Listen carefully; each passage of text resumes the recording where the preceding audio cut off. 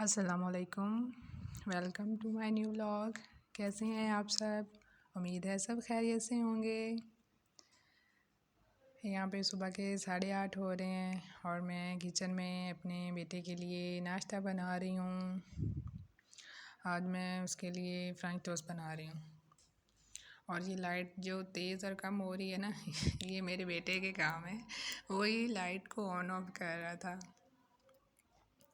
अच्छा, मैंने 1 कप दूध लिया, उसमें 1 अंडा और 4 चम्मच चीनी डाल के उसको अच्छे से फेंट के तो बैटर रेडी कर लिया मैंने फ्रेंच टोस्ट के लिए। तो ब्रेड को उसमें डिप करके और पैन पे डाल दिया।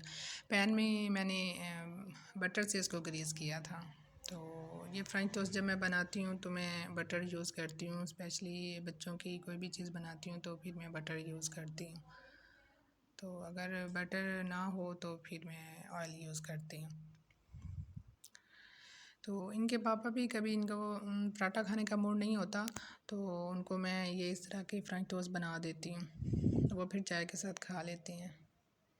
लेकिन ये है कि पराठे से फिर देर से भूख लगती है, लेकिन फ्रेंच टोस्ट से जल्दी भूख लग जाती है और उनको हेडेक हो जाता है। अगर वो उनको भूख लगे और वो खाना नहीं खाएं, देर तक भूखे रहें तो हेडेक हो जाता है। तो इसलिए मेरी कोशिश होती है कि मैं उनको पराठा ही बना के दूँ।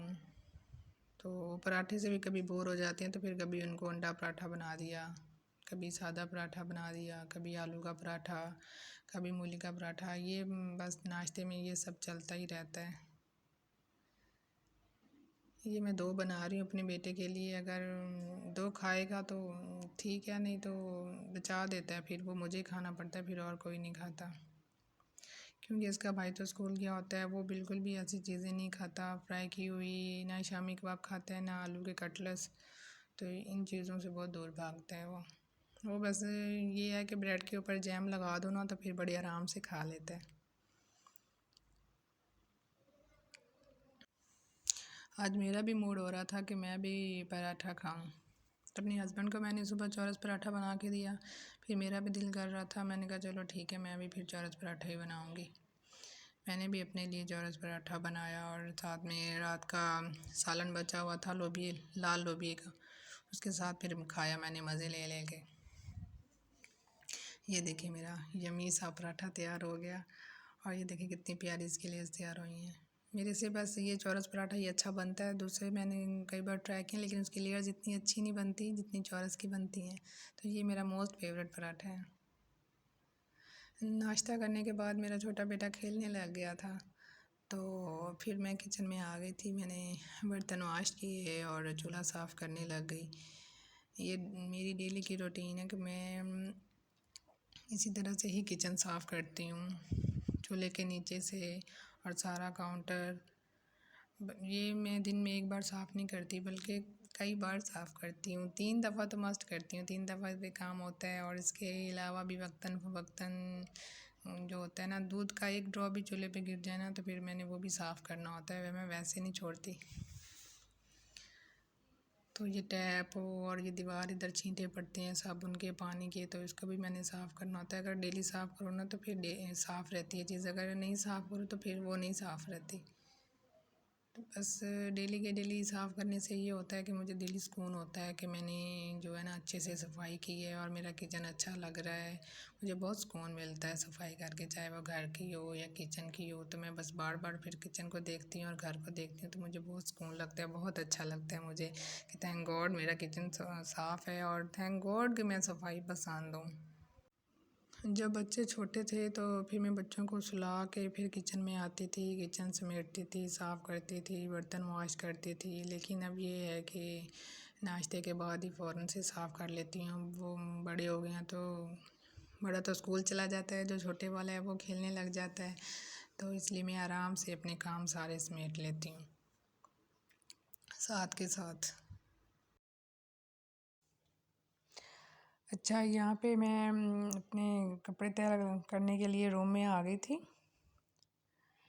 तो ये कल की वॉशिंग थी और नेक्स्ट डे मैंने इनको तय लगाना था।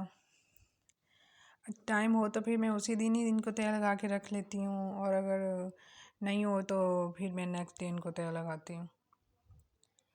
तो जो प्रेस करने वाले होते हैं उनको मैं सेपरेट कर लेती हूँ, और जो तय लगाने वाले होते हैं उनको मैं तय लगा लेती हूँ। अच्छा, पहले ये होता था कि बच्चे जब छोटे थे तो मैं सिर्फ़ वीक में 1 टाइम ही वॉशिंग कर पाती थी। मतलब जब हस्बैंड को छुट्टी होनी तो फिर बच्चों को उनके हवाले करके तो फिर मैं वॉशिंग मशीन लगाती थी।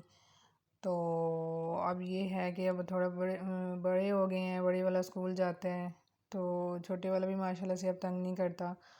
तो फिर वो खेलते खुलते रहते हैं, तभी मैं वॉशिंग कर लेती हूँ। अब मैं हफ्ते में 2 बार वॉशिंग करती हूँ। उससे ये होता है कि ज़्यादा बर्डन नहीं होता मेरे ऊपर और मैं थकती नहीं हूँ, तो जल्दी से काम भी ख़त्म हो जाता है।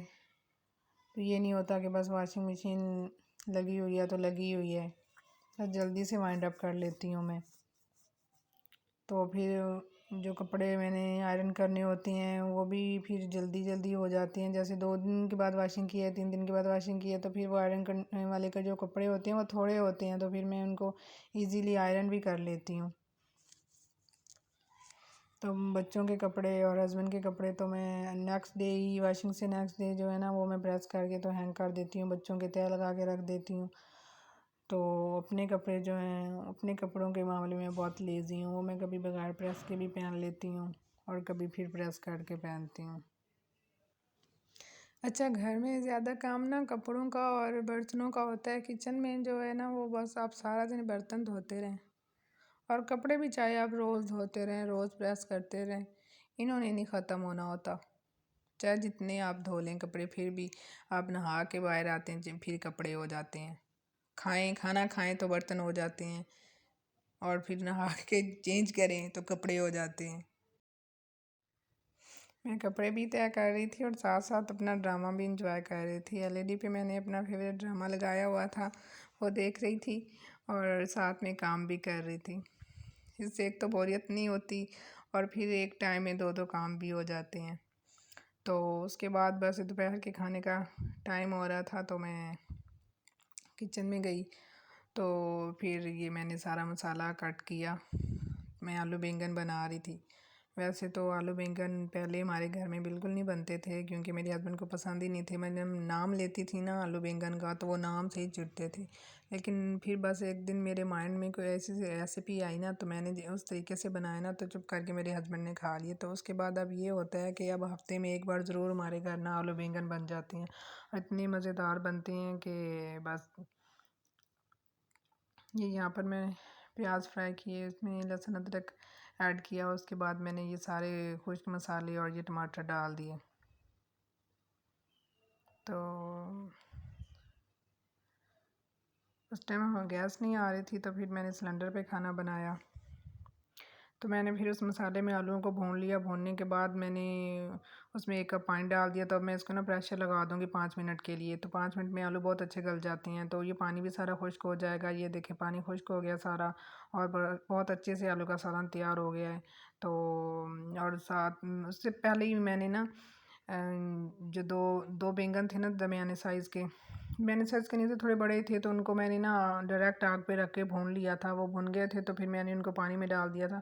तो पानी में डाल के फिर उनके मैंने छिलके उतार लिए थे। पानी में डालने से ये होता है कि बैंगन के अंदर जो गर्मी होती है ना वो सारी निकल जाती है। तो फिर उनको मैंने छिलके उतार के मैश कर लिया था। तो मैश करने के बाद फिर मैं इसको जो है वो आलू के सालन में डाल दूँगी। बस पकाऊँगी नहीं, क्योंकि ये भी पके हुए हैं और आलू का सालन भी पका हुआ है। तो बस फिर 2 मिनट चम्मच हिलाऊँगी तो फिर ये आलू बैंगन का सालन तैयार हो जाएगा, बहुत ज़बरदस्त। तो अगर आपको मेरी वीडियो अच्छी लगी हो तो please like, subscribe and share कीजिएगा। तो अल्लाह हाफ़िज़, अपना बहुत ज़्यादा ख़्याल रखिएगा।